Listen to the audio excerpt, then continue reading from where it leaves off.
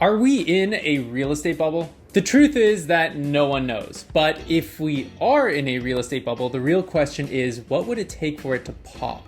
What would it take for this market to crash? In this video, I'm gonna go over 3 things that I think it would take, in my opinion, to crash the Toronto real estate market.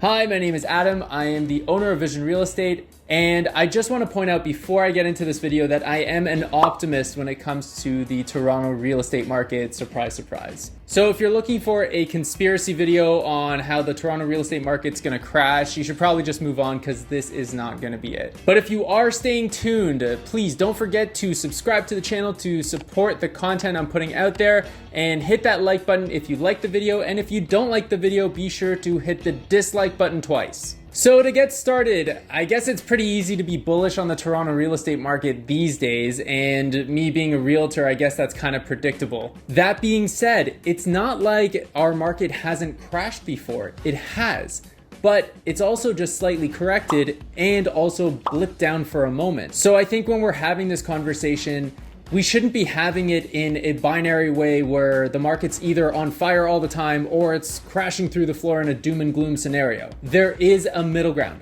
So let's start from the extreme and boil it down into a nice middle ground where I think we can actually expect the market to go. Starting with the extreme, for the market to crash, in my opinion, I think it would take 3 things that would need to happen all at once for that to happen. 1 is interest rate hikes. 2, a massive increase in supply, and 3, some kind of catastrophic disaster or major government interference. Starting with 1. When I say interest rate hikes, I don't mean a 1/4 point or a 1/2 point increase on the overnight rate. What I'm really talking about is a doubling or more of the actual consumer rates. So if rates are, let's say, at 2.5% or more, we're talking about an increase to the consumer from banks at 5% or more.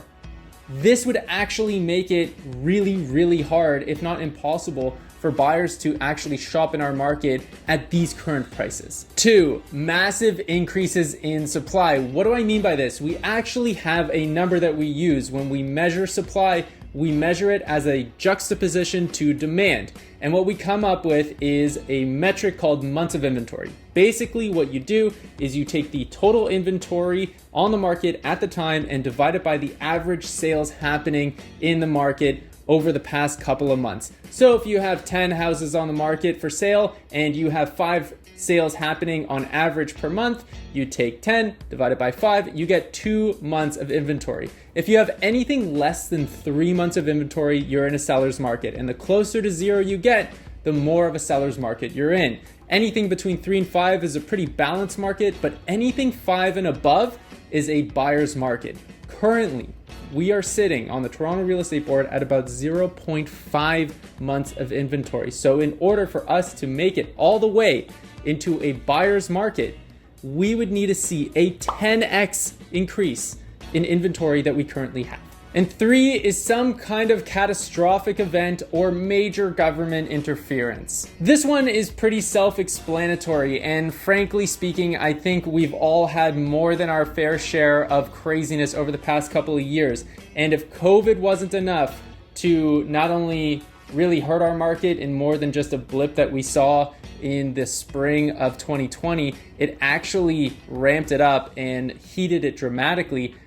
I don't even want to think about what it would take in order to crash our market with some kind of natural disaster or something like that, which is actually quite uncommon in Toronto to begin with anyways. Now, when I say government interference, I mean some major kind of policy change, like let's say if they were to take away the capital gains exemption on primary residences or something like this, which would be political suicide. So I think that's pretty unlikely as well. So do I think all 3 of these things are going to happen at once? No. I think it's highly unlikely.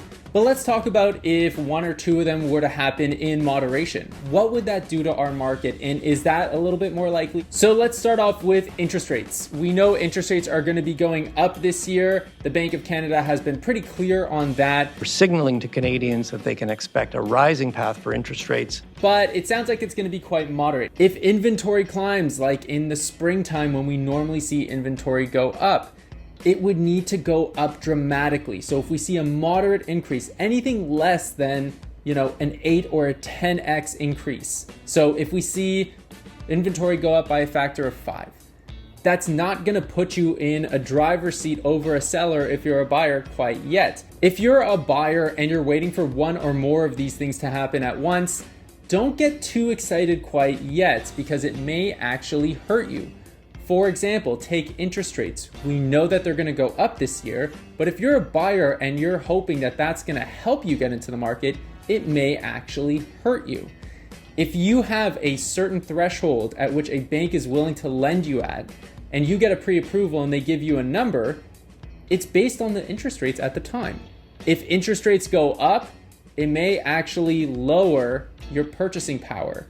So although prices may go down, they may not go down as quickly as the interest rates are moving up. And that is actually historically the case. When interest rates go up, price reduction lags behind a little bit.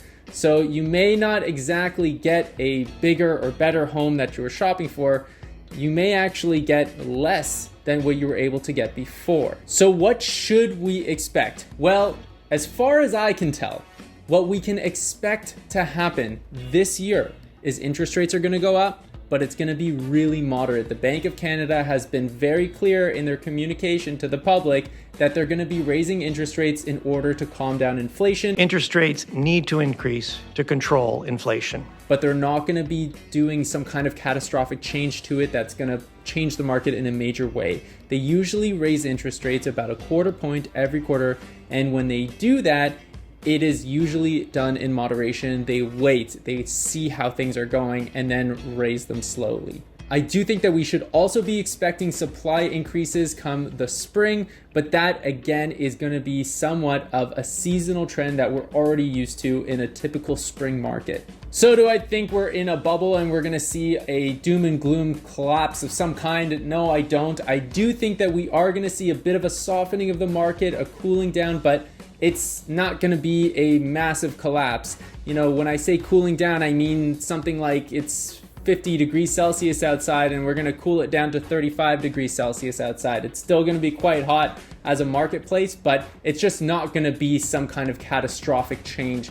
If you have any questions or you'd like to get a quick valuation on a property that you're eyeing, feel free to scroll down, look in the description below where you will find a link to my calendar. You can just book a quick time to chat and go over a property and I can give you a quick valuation, or you can just send a property address to me at adam@visionrealestate.ca and I will send you my opinion of value on the property within 24 hours. I hope you enjoyed that video. Until next time, stay safe.